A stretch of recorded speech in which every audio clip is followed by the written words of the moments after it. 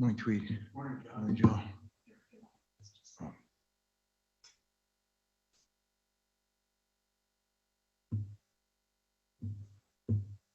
Won't go off.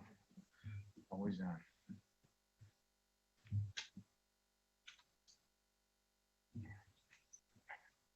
Back up.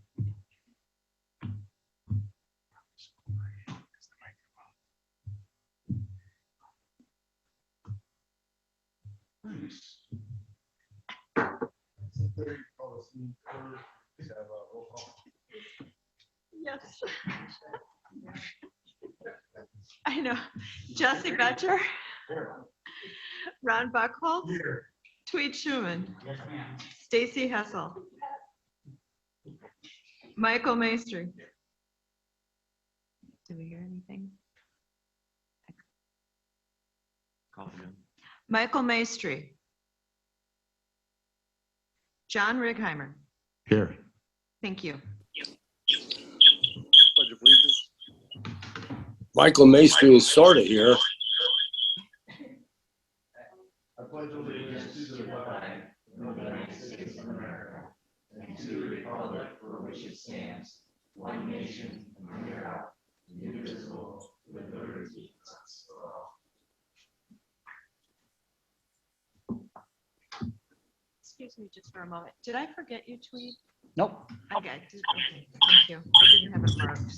Okay, statement of committee and hearing procedure and statement of hearing notice. Full statement of committee procedures, including directions for individuals wishing to speak at a public hearing to be conducted at the zoning committee meeting, are available at the front of this room next to the agenda for today's meeting. The statement of committee hearing procedure document is hereby incorporated into the record for this committee hearing. Any public hearing conducted at today's meeting has been published as a Class 2 notice in accordance with Chapter 985 of Wisconsin statutes in the Sawyer County Record and Sawyer County Gazette as posted. At this time, I'll entertain a motion for approval of last month's minutes. I'll make that motion, Mr. Chair. Have a motion by Mr. Buckholz, second by Ms. Hessel. Any further discussion? Hearing none. All those in favor signify by saying aye. Aye. Opposed? None. Yes, he wants to use them lights. Yeah. Okay. All right. Okay, public comment. Please note, comment time is intended for general public comments, not comments relating to a specific application before this committee. Each agenda item requiring a public hearing will have its public hearing conducted just prior to the application being considered by this committee. If you wish to speak on a specific agenda item, we encourage you to hold your comments until then. Do you have an order of these? I do. I have Linda Zilmer for public comment. They have two public comment sheets, which I think you'll probably need to kind of combine and use together. And then another item for an item of new business, and that would be up to you, Mr. Chair, if you want to hear comments under new business. It's not an action item, so you would not have to take audience participation. Yeah, so what we'll do then is we'll just listen to all public comments now, since that one is not, it's on the agenda, but it's not. It's not an actionable item. It's not up for public comments. Right, so Ms. Zilmer should go first. Yep. All right. Thank you, Linda Zilmer, 902 Holly Hill Lane, Birchwood, Wisconsin, and Edgewater property owner. First of all, my first public comment addresses the statement of committee hearing and procedure that you referenced in the introduction. It is pretty clear in there that individuals are allowed to provide testimonies and facts on the matter, an opinion for or against, and to provide information, pertinent information. And I believe in some other committees are talking about not being argumentative and not to talk in between individuals. And what I'm referencing is my attempt to provide testimony on a public hearing matter last month, in which I was interrupted and I was not allowed to provide facts and testimony. And I guess I would like to see that addressed in a future agenda item or separately on the side, because I do feel that my testimony was interrupted and it was being argumentative and I was not allowed to present information before the committee made a decision. The second matter is this now change in a long-held practice of allowing public comment under new business items. As I read the agenda today, this is an item that is up for discussion and action. And so it says clearly discussion action on amending, and it's a significant amendment to removing the ability of neighboring property owners in the town to provide a register in favor, in opposition, or to provide comments. And so I would like to be recognized at that time. And with regard to new business, last month that came into question. For some items you allowed it, and for some items you did not. And I would like to point out that one of the final items was a request for the zoning committee to provide an interpretation of what a resort is. It was a long day for you all. You had county board the night before. You were not provided with all the information and you rendered a decision, and it's a matter that is going in court. I would like to request that this come back to you for a more thorough interpretation with all the facts. And that item was not in the class 2 public notice. So that was an action item. It was in neither of the publications, and it only appeared fairly recently on the agenda that was posted online. So I guess that's another reason I would ask for it to come back, because there is a lot of debate as to what a resort is and whether multi-family dwelling or dwelling multifamily. Thank you. I'm done. Okay, and then we have, those are all for her. She'd like to be recognized for the item under new business, which it's up to you. It is as part of a discussion action, and I'll go through that more when we get to that portion. I guess at that point, and just open it up to anyone else that would have public comment. Okay, is there anyone else for public comments in the room, online? No. All right, moving on. No rezone applications this month. Conditional use applications, public hearing, the town of Hunter, conditional use permit number 22-021, owner John and Lisa Kern, part of the west one half of the northwest one quarter, lot 2 of CSM number 7336, section 3, township 40 north, range 7 west, parcel 012-740-03-2205. It's 1.79 total acres, zone residential recreational 1. Permit is desired for a 24/32, which is a 32/36 with eaves garage per section 4.26 parent 1 of the Sawyer County zoning ordinance, which has the automatic conditions as part of the staff report. The construction of accessory structures on vacant property may be allowed by conditional use with town and zoning committee approval. Granting of the conditional use permit will require that within 3 years that a principal dwelling land use permit is applied for, and the principal dwelling is to be built within that permit timeframe on the same parcel. Failure to build the principal dwelling will result in a citation in order for removal of the accessory structure. As per conversations with the applicant, the CP is being requested to first build an outbuilding prior to constructing a cabin. Proposed accessory structures to meet all other county zoning setback requirements. As part of potential conditions, again, we list that, the land use permit is required for the accessory structure within 1 year, that a land use permit is required and applied for the principal structure within 3 years. Failure to apply will result in citations ordered for removals. The proposed accessory structure is to meet all other applicable Sawyer County zoning, state, federal laws, and that the size of the proposed structure not to exceed 32/36 with eaves. By motion of the town board was approved, signed Jim Dyer, supervisor, Kay Ryan, supervisor. No additional comments. Signed Patricia Swayfield, town clerk. 5 opinion letters were sent out. 2 were returned with no objections. And did the committee members have a chance to read those no objection comments? Yes. Therefore, they are incorporated into the record. That is all. Okay, thanks, Jay. I'll entertain a motion to go into public hearing. I'll make that motion, Mr. Chair. Second. Motion by Mr. Buckholz, second by Mr. Schuman. Any further discussion? All those in favor signify by saying aye. Aye. Aye. Opposed? Okay, we're in public hearing. Is the applicant or representative present in the room or online wishing to speak? How do you pronounce that name? Nur? No. Nur. Lisa, are you online there? I see you're online. You'd have to unmute yourself.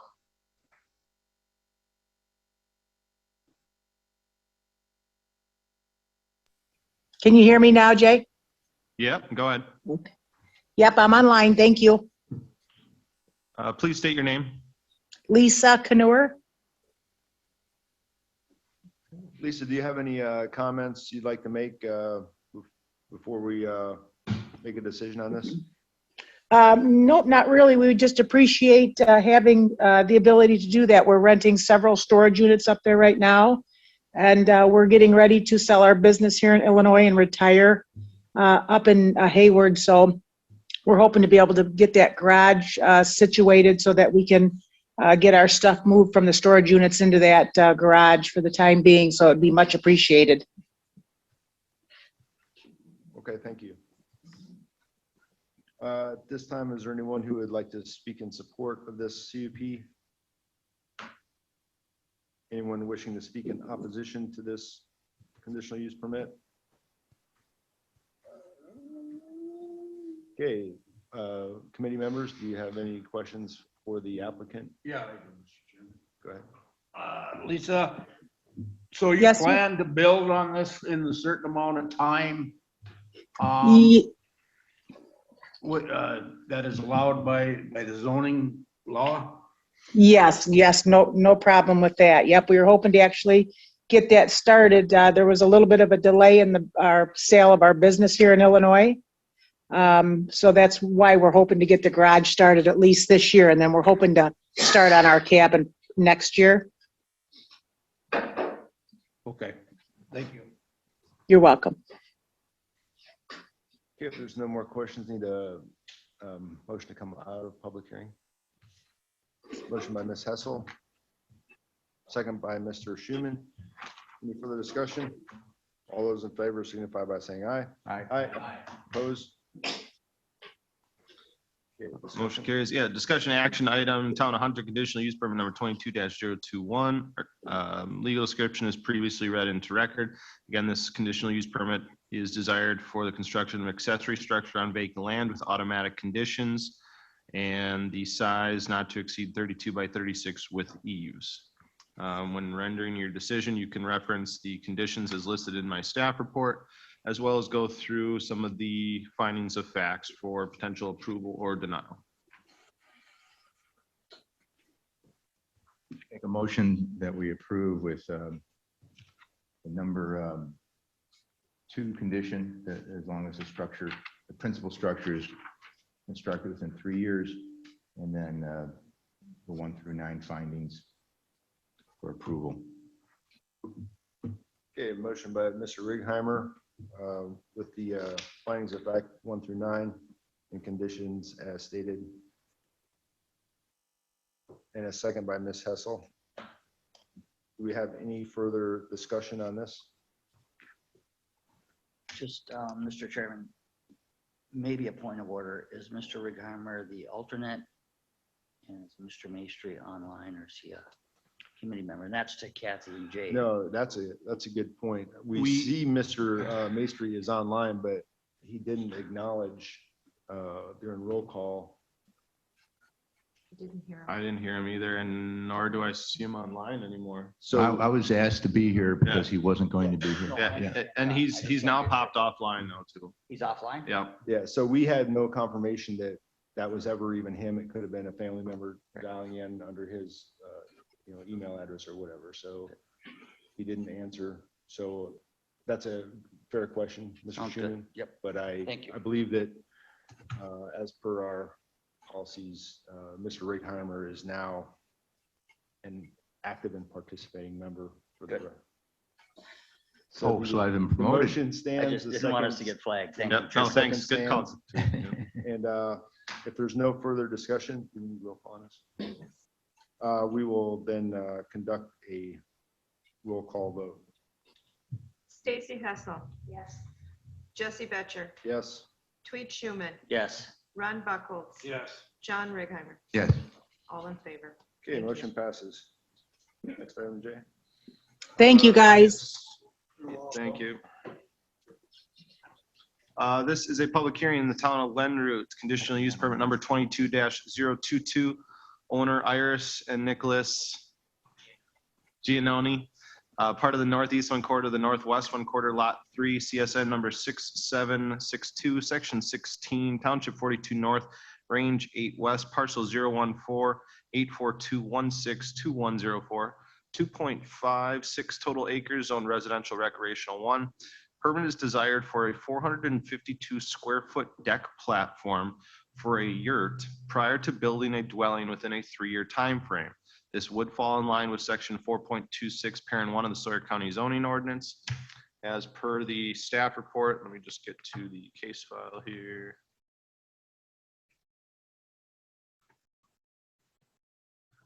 Again, yes, as per the staff report, this is for the construction of an accessory structure, be it in the form of a deck platform on vacant property, may be allowed by conditional use with town and zoning committee approval. Granting of the conditional use will require that within 3 years that a principal dwelling land use permit is applied for and the principal dwellings to be built within that permit timeframe on the same parcel. Failure to build the principal dwelling will result in citations and order for removal of that accessory structure. This is the first time we've seen requests such as this for a deck or wooden platform as to be treated as an accessory structure. This request is asking to allow for a 452 square foot platform to place a yurt on top of for up to a 3-year duration as specified in section 4.26 parent 1. Yurts are viewed as tent camping, which is permitted, but the deck platform would need approval of a land use permit as an accessory structure, and thus the request under the above referenced section 4.26 parent 1 is being applied for. The applicant would still need a land use permit within 3 years to build the primary dwelling and then construct the primary dwelling within that permit timeframe. As part of potential conditions is listed in the staff report that the land use permit is required for the accessory structure, the deck platform, within 1 year of the date of the zoning committee decision, that the land use permit is required for the principal dwelling within a 3-year time frame. Failure to apply or build the principal dwelling will result in citations in order of removal of the accessory structure. That the proposed accessory structure is to meet all other Sawyer County zoning and conservation requirements, including setbacks, and can be compliant with all other state and federal laws, and that the size of the proposed accessory structure not to exceed 452 square feet for the deck platform. As part of the motion by the town board, motion was approved. Gordy Christians, town chair, Michael Bandro, supervisor, Jack Schustrom, supervisor, Jason Schustrom, supervisor, and Ronald Pop, supervisor. No additional comments. Signed, Carol Stone, town clerk. There were 9 opinion letters sent out. 7 of them were returned, all with no objections. I don't even believe any, well, there was one that had comments on it. Did the committee members have a chance to read that additional comment for no objections? Yes. Yeah. Therefore, they are incorporated into the record, and that is all. Okay, thanks, Jay. Need a motion to go into public hearing? Motion, I'll second. Oh, so moved, Jim. okay, we have, I'll second. John's always on. Right. all right, motion by Mr. Schuman, second by Mr. Righeimer. Any further discussion? All those in favor signify by saying aye. Aye. Opposed? Okay, we're in public hearing. Mr. and or Mrs. Giannoni, would you like to step up to the mic and make any comments?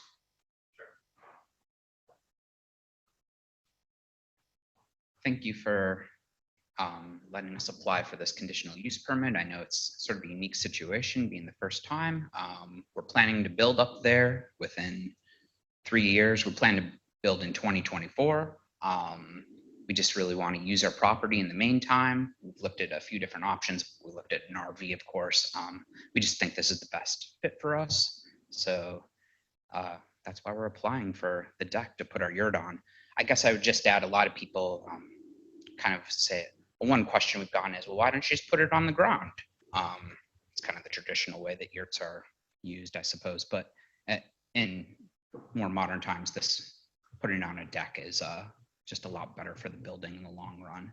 One of the companies I've spoken with about purchasing the yurt actually kind of insists on putting it on a deck. So that's why we're applying for this permit. What are your plans for the deck and the yurt once the primary residence is constructed? Well, we're hoping that we can kind of tie that into our building plan overall and potentially use it as an accessory structure, perhaps like a home office or something along that lines, maybe a school building or something. Well, we homeschool, we're not opening a school, but yeah, we just hope to kind of tie that into our home and our building there. We know there's certain things that we can't do or shouldn't do. Like we don't plan to, rent it out like an Airbnb or anything like that. We know that we can only have one living dwelling on our property as it's zoned. So we just hope to keep it up if possible and use it. I could most potentially see it being used as a home office, to answer your question. I mean, the way it's written though, it looks like in the staff report, it says place a yurt for up to 3-year duration. So I don't know if there's going to be any issues with that, because this, just reading this letter of the law, it looks like it's going to be required to be taken down. So I don't know. No one, I guess that probably may have been an error in my staff report. So the 3-year time frame would be specifically for that deck platform, in that if a house or the primary dwelling isn't applied for in that permit time frame and then built within that permit time frame, then that deck structure has to go. But yurts, as we've had discussions with the Uniform Dwelling Code inspectors, they view yurts as tents, and that tent camping is allowed. So if you want to have a tent on your property and you want to have a house on your property, you can certainly do so. As part of removal of the yurt, that shouldn't have been laid out in the staff report. The 3-year duration would just be the 3-year clock in which a land use permit would need to be applied for, and then starting the construction for the primary dwelling. Okay. Any other questions for Mr. Giannone? Okay, thank you. Thank you. Is there anyone who would like to speak in support of this conditional use permit? Anyone who would like to speak in opposition to this conditional use permit? Okay, hearing none, need a motion to come out of public hearing. Mr. Buckles, you have something to say? No, I was gonna make a motion. to come out. Okay, that's what, all right, we have a motion by Mr. Buckles and a second by Ms. Hessel. Any further discussion? All those in favor signify by saying aye. Aye. Aye. Opposed? None. This is the discussion action item, Town of Lyndon conditional use permit number 22-022, Iris and Nicholas Giannone. Legal description is previously read into record. Permit is desired for conditional use permit as per section 4.26 parent 1 for the placement of a 452 square foot accessory structure in the form of a deck to place a yurt on, with automatic conditions as listed in the staff report. Also reference any type of findings of facts in support of approval or denial for proposed conditional use permit.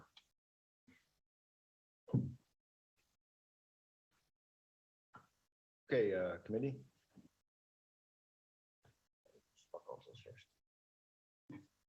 Yeah, go ahead. Go ahead. What do you Okay, got? wait.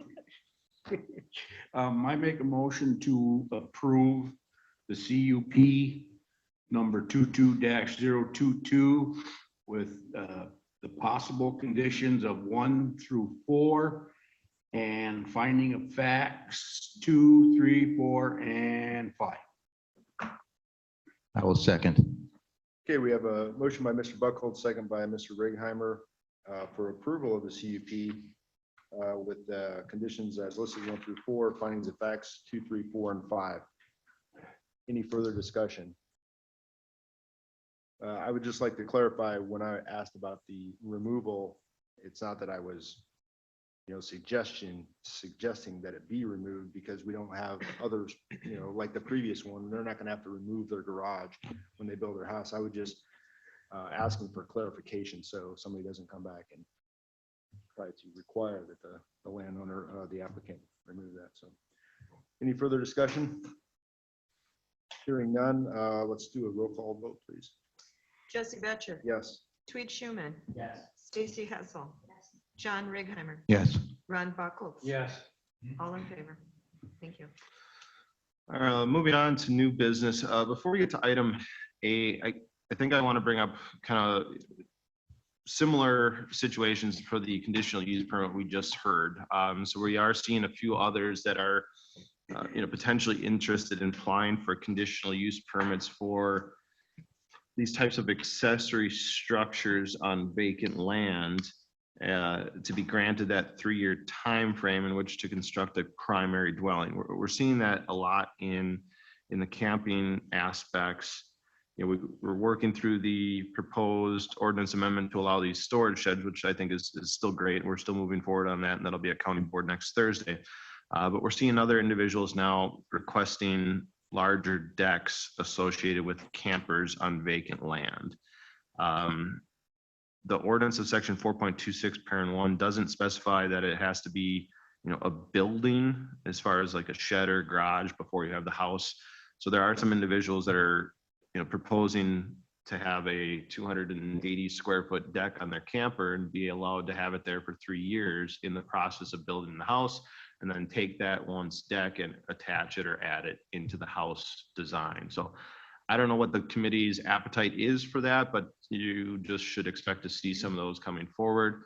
There's also another individual that's looking at putting up more of a camper port, which is kind of an open-sided lean-to, not necessarily a lean-to, but an open-sided roof overhang that they're parking their camper under.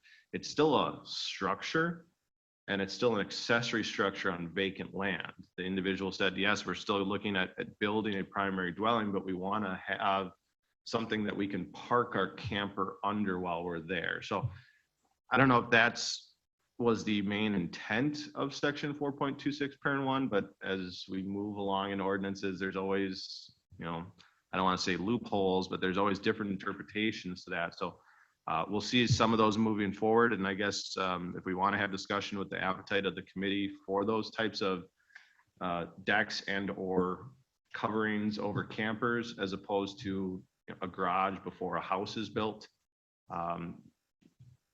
that's kind of all I have there. So you're saying, are you asking if we should get it on the agenda? We've already received those applications. They're coming to you next month. If this was the first kind of outside of what was the intention, the intention was for basically you need a garage before your house, get materials together, get finances together, build your house within a few years. Sounds good.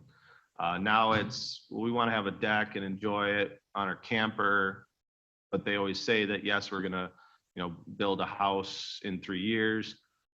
Nothing against the Giannonis. I do believe that is their intent, but I think some of these other individuals might be just playing the game, and I think we're going to end up having to babysit them in the 3-year time frame and follow up with corrective actions on some of these where they may not have intentions to build a house, but they want a big deck on their camper on vacant land. Hey, Jay, what is the corrective action if they don't, Citation order for removal. which, ultimately fines? Yep, fines, and then they would go to court, and per the recommendation of the zoning committee to the judge would be order for removal of that structure. Every day after the judgment date of the court system would instill a daily forfeiture of $50 per day, and that would go on the tax roll. If you wanted to really keep it there, it's going to cost you $50 a day to keep it there, which starts getting really expensive.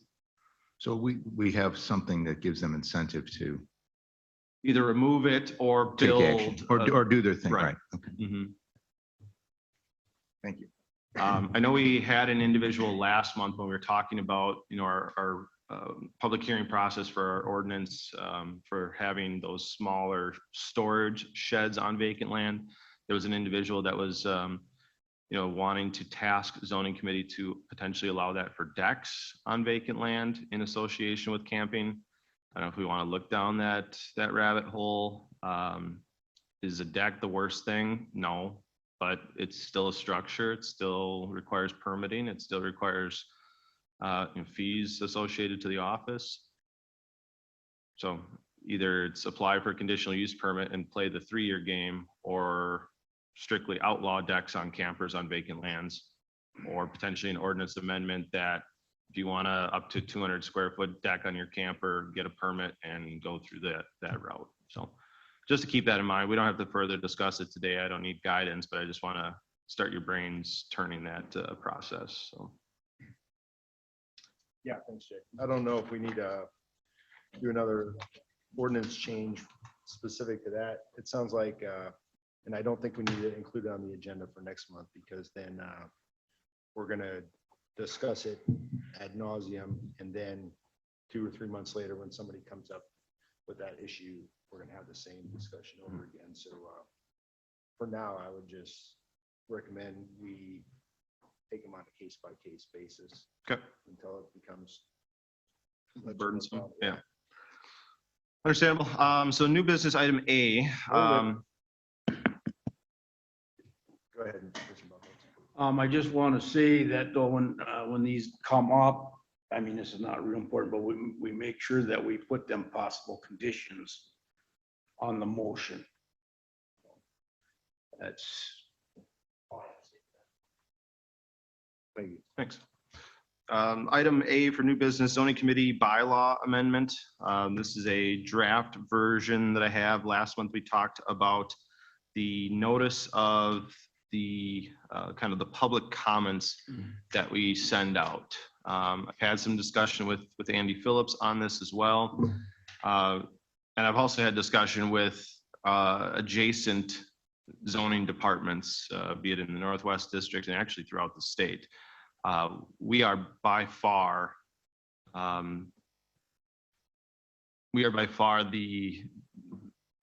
doing the most to provide additional public comments to those adjacent property owners.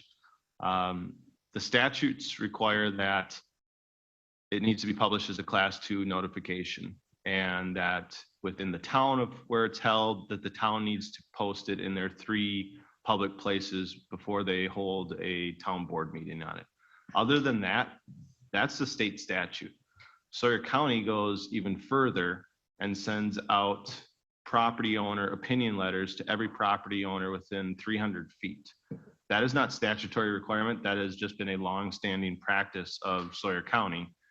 Not only do we give out additional notification to everyone within 300 feet, but we also have an additional opinion letter, which we are almost encouraging and or begging for those individuals to submit additional comments.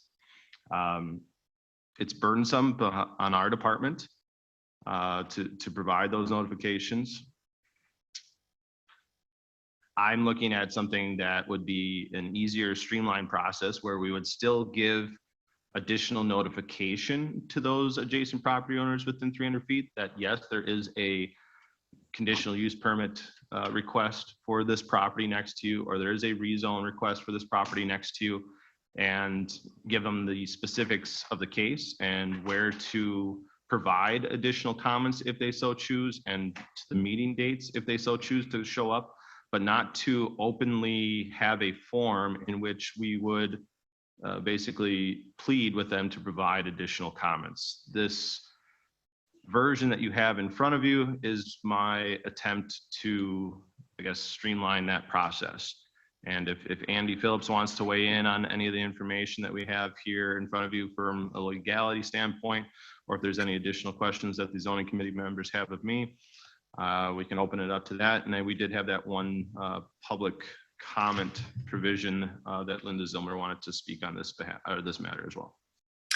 Yes, Mr. Chair, if I could just address the committee briefly, is that okay? Yeah, I was just going to ask if you were online because I had a question for you. Go ahead, Andy. Sure, thank you, and good morning, everybody. Mr. Kozlowski is absolutely correct in terms of what the legal requirements under Wisconsin statute are, and the fact that 6.7 of the current bylaws goes far beyond what would be required in statute. I want to clarify, just from the standpoint of discussions with Mr. Kozlowski and the administrative burden on staff, is that in my view, administrative burden is never justification to not do what is necessary to inform the public. But in this circumstance, I see some significant concerns beyond just administrative burden with sending out these forms and essentially encouraging this sort of input that would become part of the record. Is that we don't, as a committee and as a zoning department, control what the public is going to place onto those forms. And then it becomes part of the record, and then it becomes part of what may go up to the Board of Adjustment or the Circuit Court or the Court of Appeals as part of the official record. And so I would very much prefer a process where the public is notified, that the public has fair notice and full notice of their opportunity to appear before this committee at the public hearing and provide whatever evidence and testimony the public wants to provide. And I think that's the way that the Wisconsin statutes were designed and intended to work. And in that process, providing verbal testimony, it allows the committee to ask questions, seek further input, get advice from your zoning administrator, get advice from legal counsel in order to appropriately frame the question that's before the committee. That the form does not allow for that process to happen. And again, I think that leads to certain results. I point this out simply because I agree with Mr. Kozlowski that the administrative burden associated with this is tremendous. But I want to tell you that there are other legal reasons beyond simply the burden as to why I believe that this type of amendment to the bylaws is appropriate in this circumstance. And I'd be happy to, again, answer any questions the committee may have. Hey, thanks, Andy. That helps out. I got a question, Mr. Chairman. Yeah, go ahead, Mr. Yeah. Chairman. Andy, so does this draft or amendment meet all state statutes? It does, yes. It does, yes. I think even at this point, it still goes beyond because we're still sending additional notification to those property owners within 300 feet. It's just the form letter in which we encourage comments will be more of a streamlined form that says, here's the case in front of you. Here's where you can provide comments if you so choose. Here's the public hearing date if you want to provide additional testimony and substantial evidence at the public hearing process. And to that point, the statutes only require individual notice to property owners in very limited circumstances, dealing, for example, and Jay, you can correct me if I'm wrong, I think it's wetland delineation, airport matters, things like that. It doesn't require it in every CUP or rezone application that you provide specific notice to property owners. The way the statutes are designed is that the publication of the public notice of the hearing is notice to the adjoining property owners. So Jay's right, this goes beyond even what's required in state statute. Even the draft version still goes beyond. Correct. Yeah. Hey, Andy, I just got a question about so this is an agenda item, but it's not listed for a public hearing. Looking at the instructions that we have for public comments relating to public hearing and stuff like that. So I take that to mean that we are not required to listen to public comments or to entertain public comments for this specific item. Is that correct? That's correct. I think that when you look at the agenda, the time for public comment is at the beginning of the meeting. Of course, it's at the chair and the committee's discretion as to allow public comment at other times. I prefer you not. I prefer you confine public comment to the time frame stated on the agenda. But of course, if that's what the committee wants to do, it can do that. But there is no requirement that you do that. And you're right, this is not a public hearing. Okay, thanks. And basically the next step, as part of the discussion action is that, if the committee likes the draft version, basically the action would be to, approve the draft version and move to public hearing process. Next month, we would have a public hearing for an ordinance amendment. This does not have to go to towns because it is your bylaws. It would then, if approved at a public hearing process through zoning committee, would go to county board the month thereafter. Mr. Chairman. Yeah, thank you, Mr. Chairman. Jay, so this is a draft and amendment that you say other counties have adopted similar? Other counties do way less than even what's proposed in this draft. Other counties don't send out the notifications to property owners within 300 feet. That's a separate process that we're still wanting to do, is to inform especially adjacent property owners but other counties specifically just throw all their information into their class 2 notifications and hold public hearing processes from there. Yeah, I'm sorry to interrupt, Jay, but I want to come back to your point about amendment to the bylaws. If we look at section 2.2 of the bylaws, a majority vote of the committee can amend the bylaws, and you had talked about a hearing and presentation at county board. So I want to make sure that you and I are on the same page about process. I will defer to you, being the legal counsel. I guess I'm just going from past practice of other legal counsels as to how to amend the bylaws. I'll leave it up to you. Well, and I think, and I don't want to confuse issues because the bylaws are not an ordinance. This is not the same process as amending the zoning code. The bylaws are the procedural rules governing this committee. And so if the committee wants to amend the bylaws, section 2.2 sub 1 says that the bylaws can be amended from time to time by majority vote of the zoning committee at any regular or special meeting. And so when we look at the agenda today, and again, forgive me for not clarifying this with Jay prior to the meeting, but when I look at the agenda today, I thought this was on the agenda for discussion and potential action under item 5A. So I think that under the open meetings law, notice has been provided to the public of the proposed amendment and the possibility that the committee would take action. And if you look at 2.2 sub 1 of the bylaws, it provides this committee with the authority to amend those bylaws from time to time by majority vote. In other words, the committee is authorized from a legal standpoint to take action on this amendment if it so chooses today. Thanks, Andy. Ms. Hessel?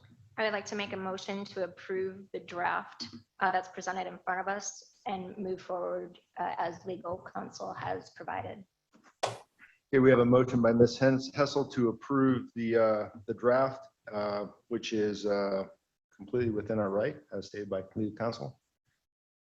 I'll second. And we have a second by Mr. Buckholz to approve the new ordinance, or not ordinance, but the bylaws pertaining to notification of the opinion letter format.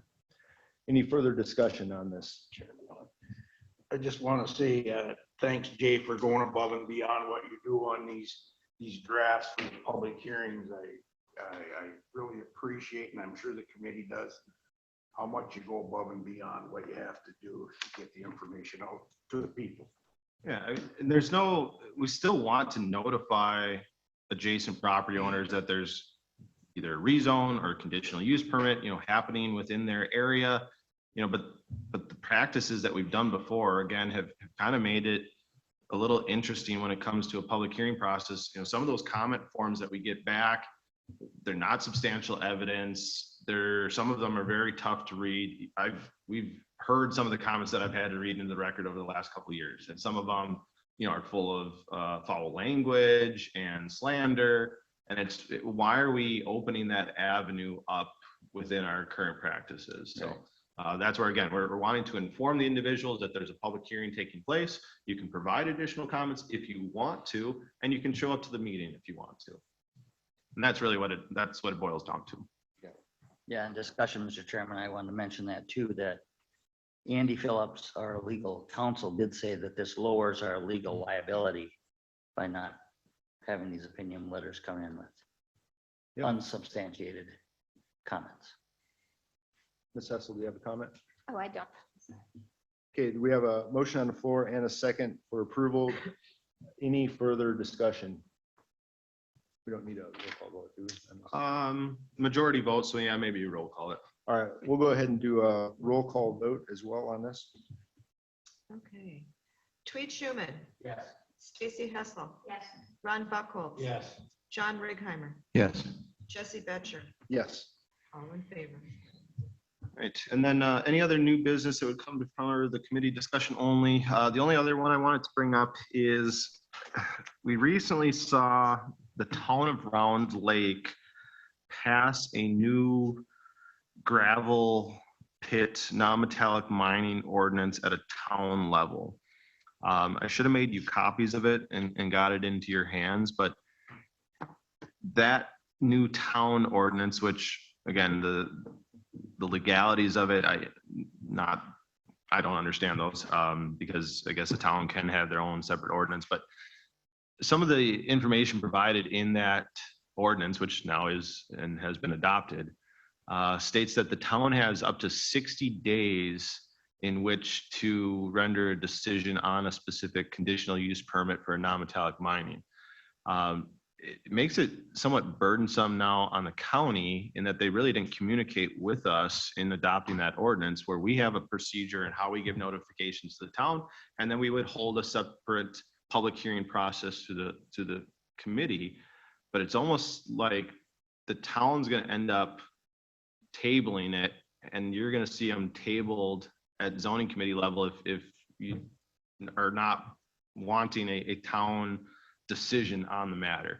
And it's whether or not we stretch conditional use permits for non-metallic mines out further so that we have an official town process. But Kathy and I were discussing it in office.